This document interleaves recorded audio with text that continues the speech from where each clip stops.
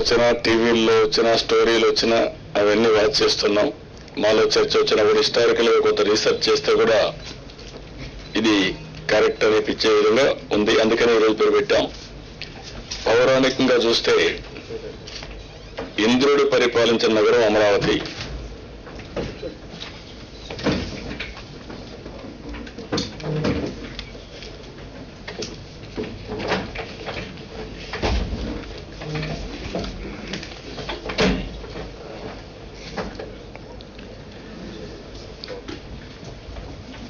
అంతేకాకుండా ఇంకో పక్కన శాతవాహనుల రాజధానిగా దగ్గర 400 సంవత్సరాల పైన దీనికి గుర్తింపు వచ్చింది. దీనికి దేశంలోనే కాకుండా ప్రపంచం మొత్తం గుర్తింపు వచ్చే పరిస్థితి వచ్చింది. ఆంధ్రప్రదేశ్లో పంచారామాలలో ఒకటైన అమరేశ్వరాలయం ఈ పేరు మీదుగానే అమరావతి వచ్చిందని ప్రతీతి. అదే మాదిరిగా ఇటీవల కాలంలో దేశవ్యాప్తంగా ఎన్నికైనటువంటి చారిత్రక వారసత్వ నగరాలలో 12లో అమరావతి ఒకటి కావడం దీని ప్రాముఖ్యత చెప్పకనే చెప్తుంది. కేంద్ర ప్రభుత్వం దీన్ని హెరిటేజ్ సిటీగా డిక్లేర్ చేశారు. అదే మాదిరిగా ఈరోజు దీనికి శైవ, వైష్ణవ, జైన, బౌద్ధ సంస్కృతి అన్నీ కూడా ఉన్నాయి. ఇంకో పక్కన చూస్తే అమరావతికి పూర్వభాగాన కృష్ణానది ప్రవహిస్తుంది. దక్షిణ కాశీగా కూడా ఈ టౌన్ పిలుస్తారు. శాతవాహనులు 10వ శతాబ్దం వరకు అమరావతిని రాజధానిగా చేసుకుని సాటి లేని రీతిలో పాలన సాగించారు.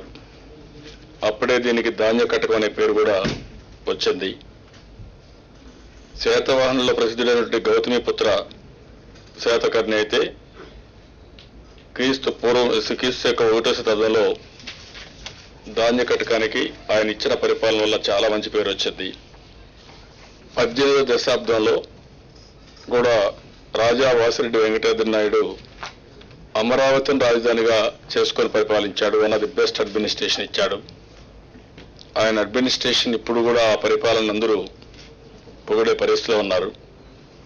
ఒకరు కాదు, మౌర్యులు, శాతవాహనులు, ఇక్కోకలు, పల్లవులు, శ్రీలంకాయనులు, విష్ణుకుండినులు, చాణక్యులు, చోళులు, కాకతీయులు, విజయనగర రాజులు, కుతుబ్ షాహీ నవాబులు వరుసగా అమరావతి, ధరణికోటను పరిపాలించారనేది చరిత్రలో ఉంది.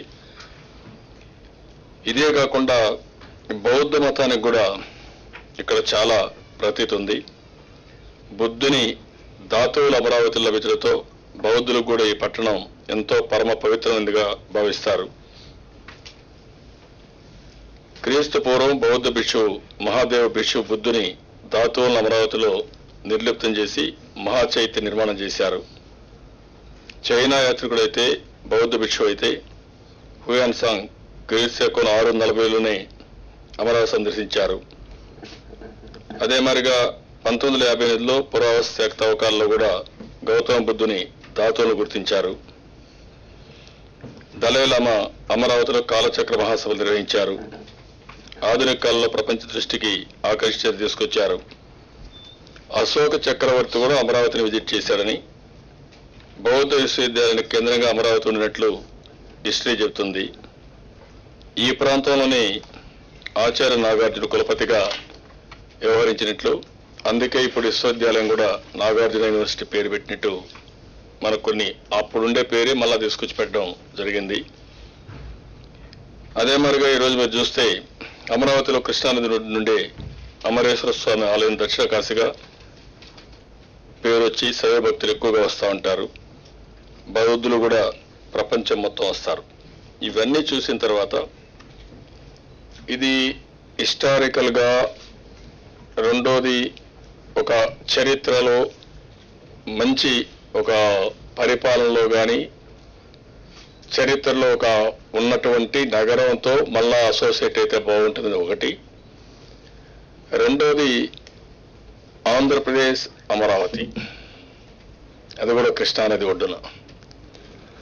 అది కూడా ఎప్పుడో కాటన్ అయితే బ్యారేజ్ కట్టింది 1850లో కట్టాడు. ఇవన్నీ చరిత్రలు అక్కడ. అలాంటి చరిత్రలన్నీ కూడా మళ్ళీ ఒకసారి ఆలోచించే విధంగా, మళ్ళీ పూర్వ వైభవం వచ్చేట్టుగా ఈ నగరం ఉండాలనేది మా ఆలోచన. అందుకని ఈ నగరానికి అమరావతి అని పేరు పెట్టడమే కాకుండా ప్రపంచంలోనే ఒక మోడర్న్ సిటీగా, ది బెస్ట్ సిటీగా, వరల్డ్ క్లాస్ సిటీగా ఇది నిర్మాణం చేయాలని, ఒక హిస్టరీ ఎంత ముఖ్యమో దానికి రాబోయే తరాలందరూ కూడా ఆదర్శంగా గుర్తుపెట్టుకునే విధంగా ఆర్థిక కార్యక్రమాలు కానీ, అక్కడొచ్చే ఇన్ఫ్రాస్ట్రక్చర్ కానీ, ఉపాధి కల్పన కానీ అల్టిమేట్గా పేదవాళ్లకు అనుకూలంగా సామాన్య ప్రజానీకం కూడా ఉండే విధంగా ఈ రాజధానిని నిర్మాణం చేయాలనుకుంటున్నాం.